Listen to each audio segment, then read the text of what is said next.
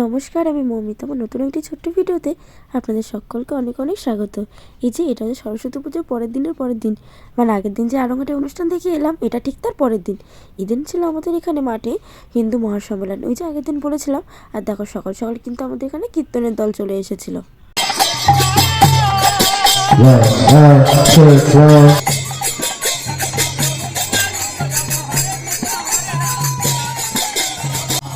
রাধা গোবিন্দ হরে কৃষ্ণ হরে রাম ভগবতী কৃষ্ণ প্রভু নিত্যানন্দ জপ হরে কৃষ্ণ হরে রাম শ্রী রাধা গোবিন্দ শ্রী কৃষ্ণ চৈতন্য প্রভু নিত্যানন্দ জপ হরে কৃষ্ণ হরে রাম। এই দেখো এখান থেকে ঘুরে বাড়ি যাওয়ার পথে দেখি আমাদের বাগানের দিকটাতে কতগুলো স্টল বসেছে, তা আবার স্কন থেকে। এখানে কিন্তু স্কনের সমস্ত বইপত্র থেকে শুরু করে সমস্ত কিছু, ধূপ প্রদীপ সমস্ত কিছুই পাওয়া যাচ্ছিল। রেডি হয়ে গেছে এখন, দেখো আমার তোজবাবু কিন্তু রেডি। চলো এখন আমরা যাবো গীতা পাঠের ওখানে মাঠে। আমার বম্মাও এখন রেডি হয়ে গেছে, আমার বম্মাও রেডি, তোজও রেডি, আমিও রেডি। চাই আমার মাও রেডি, আসছে আমার মা। এখন আমার বম্মাও রেডি। চলো এখন যাই, ওখানে গীতা পাঠ হবে, দেখতে যাই চলো। এই দেখো রেডি হয়ে তো মাঠে চলে এসেছিলাম, আর এসে দেখি মাঠে কিন্তু যজ্ঞ চলছিল। চলো তোমরাও একটু দেখে নাও আমাদের মাঠের যজ্ঞটা।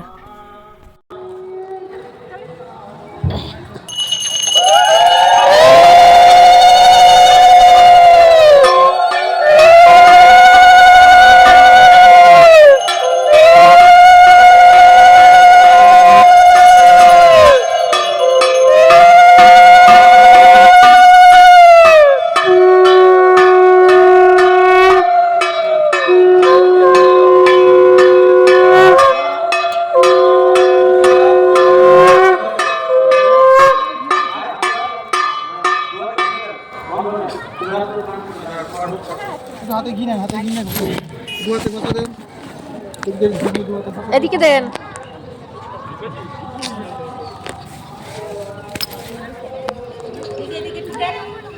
এই দেখো এখানে যজ্ঞ শেষ করে দেখি কি যে নন্দিতা আর মিঠি আসছে ওর ঠাকমাকে নিয়ে। তো ওদেরকে বললাম যে যা তাড়াতাড়ি, কারণ তোজো ওদের জন্য ওয়েট করে বসেছিল। যাই হোক চলো ওদেরকে এখান থেকে আমি বলে নিয়ে আমি এখন চলে যাচ্ছিলাম, যেহেতু সামনেই গীতা পাঠ শুরু হয়ে যাবে তাড়াতাড়ি। তো এই জন্য দেখো এখানে যে স্টলগুলো বসেছিল এখান থেকে গীতা নিয়ে নিলাম। এখান থেকে কিন্তু ফ্রিতে গীতা দিচ্ছিল, শুধুমাত্র ফোন নাম্বার আর নিজের নাম বললেই ফ্রিতে গীতা দিচ্ছিল, যতগুলো ইচ্ছে ততগুলো নিতে পারবে। আর সাথে আবার একটা করে জলের বোতলও দিয়েছিল। যাই হোক গীতা তো নিয়ে চলে এসেছিলাম। তো চলো এখন এদিকে শুরু হয়ে গিয়েছিল আমাদের সহস্রকণ্ঠে গীতা পাঠ, চলো সেটাতে একটু যোগদান করা যায়।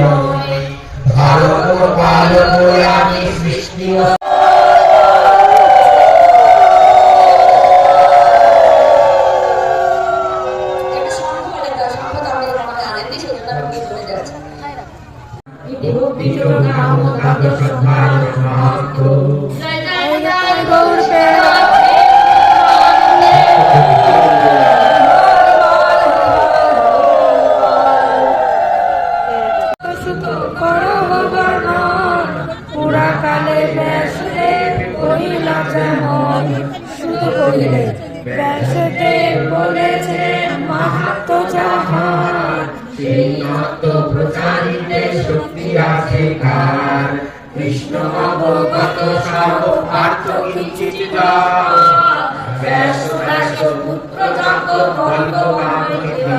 শ্রীমদাততম, যে ঘরে নিত্য ভগবানের কথা গীতা পাঠ হয়, ভাগবত 2 লাইনও পাঠ হয়, সেখান থেকে মা লক্ষ্মী কোনোদিন যায় না। শ্রীমদাততম, তার প্রচুর অর্থ সম্পদ বৈভব লাভ হবে। শ্রীমদাততম কলমশাপহরণ, না জানি আপনার আমার জীবনে কত দুঃখ কষ্ট অপেক্ষা করছে, কখন ঝরে পড়বে জানি না, কিন্তু নিত্য গীতা পাঠ করুন। প্রতিদিন বাড়িতে রামায়ণ ভাগবত যাই হোক, নির্মন্থনে কালে স্মরন্তি তান্ন গায়তা। সুখদেব গোস্বামী বলছে, হে মহারাজ পরীক্ষিত, মা যশোদা নন্দগেহিনী মা যশোদা নিজে দধি মন্থন করছেন। ভগবানের কাজটা নিজেই করতে হয়। আমাদের বাবাগুলোর তো ছুটি, এরা তো সকালবেলা হলেই, যারা বিড়ি খান না তাদের জন্য বলছি না, মানে যারা খায় তাদের জন্য বলছি, বিড়ি একটা মুখে দিয়ে চায়ের দোকানে বসে বসে এই সাধু সন্ন্যাসী তো আজকাল সব নকল, এরা এই করে সেই করে। আরে সাধু সন্ন্যাসীরা জন্ম দেয়নি, আপনাদের মতো গৃহস্থরা। কম্পং চ শুভ্র রাজা কাশ্যশ্রম ভুজ চলত কঙ্কণৌ কুণ্ডলে চ শিন্নম বক্ত্রম কবর বিগলন মালতী নির্মমন্থা। মা যশোদা আঁচল কাপড় মাথায় বেঁধে নিয়ে এই বলে আমার ভাগবত কথার এখানে বিশ্রাম। এখানে কৃষ্ণের বাঁশিতে গলে গেছে পাথর, আপনারা এখান থেকে দর্শন করুন। দেখুন, এটা চরণশিলা, ভগবান শ্রীকৃষ্ণের হাতের বাঁশি। তিনি বাঁশি বানিয়েছেন বসে নিয়ে, আর বচারণে যখন বাঁশি বানিয়েছেন গরু ছুটে এসেছে, তার গরুর পা বসে গেছে। তার নিত্য সঙ্গী নিত্য লীলার পরিকার গো মাতাদের পায়ের ছাপ। আর এখানে রয়েছে এই দেখো গীতা পাঠ শেষ করে বাড়িতে এসে দেখি আমার পূর্ণিমা বৌদি আর পলুদা এসছে। আর দেখো সাথে এসছে আমাদের সোনা মামা, মানে ওদের টুনি পাখি। তাই ওকে নিয়ে এখন যাচ্ছিলাম মাঠে। তার কারণ আমার মাকে দেখাবো যে টুনিরা এসেছে, যাতে আমার মাকে আমি ডেকে আনতে পারি, এই কারণে ওকে নিয়ে যাবো। এই যে তাই এই যে আমরা অভ্যাস করলাম, এই পাঠ করলাম, গীতা পাঠ করলাম, উদ্দেশ্য কি? যাতে আমার প্রতি স্বয়ং মধুসূদন নিয়ন্ত্রণ করেন, কেশব যেন নিয়ন্ত্রণ করেন, ভগবান শ্রীকৃষ্ণ যেন নিয়ন্ত্রণ করেন। তিনি যদি নিয়ন্ত্রণ করেন তবে দেখা যাবে আমি শান্তি খুঁজে পাবো। নয়তো আমি বৃথাই এই সংসারের মধ্যে নানান কর্ম করবো বটে, পাবো এই দেখো আমার সোনামাকে এখন বাড়িতে রেখে পূর্ণিমা বৌদির বাড়ি চলে গিয়েছিল। এই জন্য আমি এখন চলে এসেছিলাম মাঠে এই যে প্রসাদ নিতে। আর আমার সাথে নিয়ে এসেছিলাম আমার তোজবাবু আর আমাদের ঐশীকে।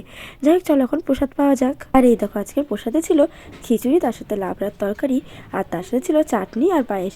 এই দিয়ে কিন্তু আজকে প্রসাদ আমরা পেয়ে গিয়েছিলাম। আর দেখো প্রসাদ পেয়ে আমি চলে এসেছিলাম আমার বোনের সাথে।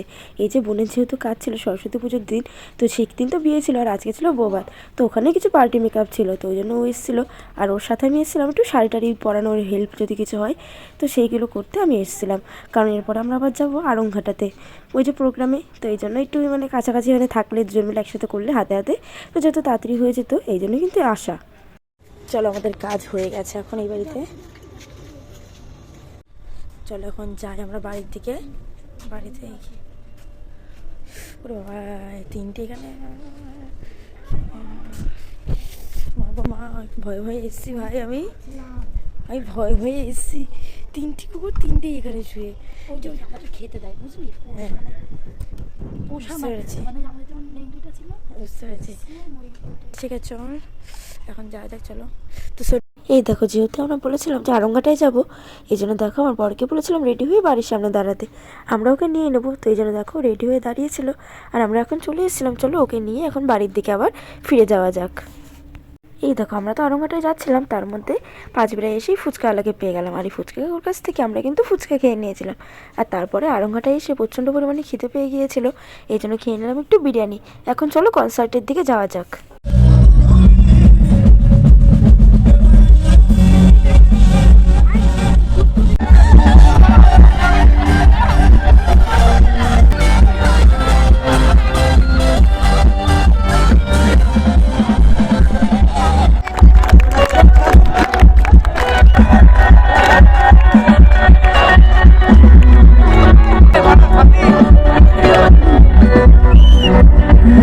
আমার মনের মান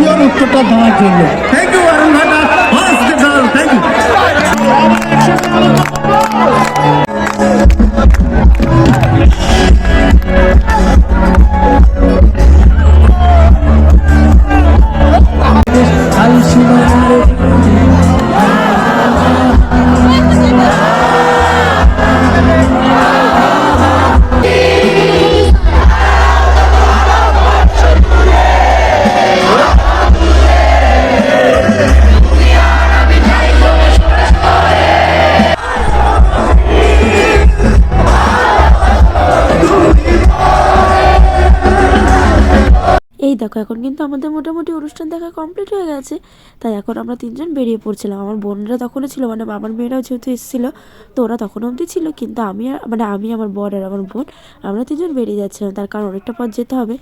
আর এই দেখো এটা হচ্ছে ঠিক তার পরের দিন, মানে 26শে জানুয়ারি।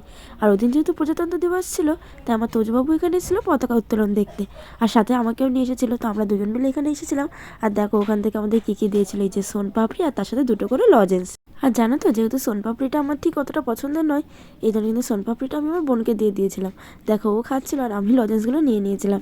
যাই হোক এখন দেখো আমাদের মাঠে চলে এসেছিলাম, আমাদের মাঠের এখানেও কিন্তু পতাকা তুলবে, তো এই জন্য চলে এসেছিলাম।